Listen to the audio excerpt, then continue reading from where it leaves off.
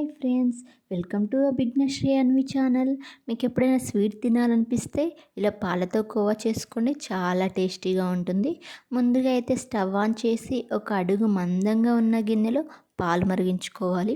నేనైతే ఇక్కడ 500 gram full cream milk తీసుకున్నాను. ఎందుకంటే ఈ మిల్క్ క్రీమీగా ఉంటుంది, కోవా కూడా చాలా టేస్టీగా వస్తుంది.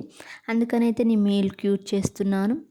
పాలు మరుగుతున్నంతసేపు కూడా హై టు లో ఫ్లేమ్లో మంటను అడ్జస్ట్ చేస్తూ పాలు పొంగకుండా చూసుకోండి. ఎందుకంటే ఈ ప్రాసెస్ కొంచెం లెంతీగా ఉంటుంది.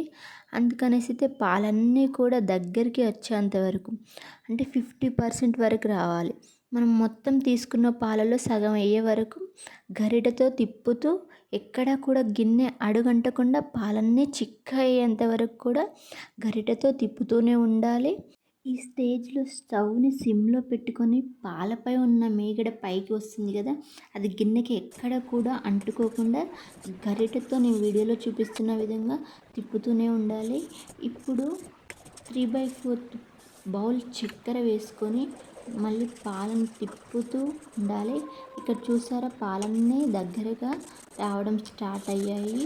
ఈ స్టేజ్లో మాడిపోయే అవకాశం ఎక్కువ ఉంటుంది, కావున మరింత గరిటె ఎక్కువ తిప్పుతూనే ఉండాలి. ఈ పాలన్నీ దగ్గరకు వచ్చిన తర్వాత ఇలా గిన్నెకు అంటుకోకుండా మనం నాన్ స్టాప్గా చేతితో కలుపుతూనే ఉండాలి. ఎక్కడ కూడా గిన్నె మాడిపోకుండా చూసుకోండి. సిమ్లో పెట్టుకొని మాత్రమే ఈ ప్రాసెస్ని చేయండి చివరిలో. అలా అయితేనే మన కోవా కూడా మాడిపోకుండా ఉంటుంది. చివరగా నెయ్యిని యాడ్ చేసుకోండి. నెయ్యి వేస్తే కోవా చాలా టేస్టీగా ఉంటుంది. ఇలా దగ్గరికి వచ్చాక స్టవ్ ఆఫ్ చేసి నేను వీడియోలో చూపిస్తున్న విధంగా చేతులతో కోవా చేసుకోండి.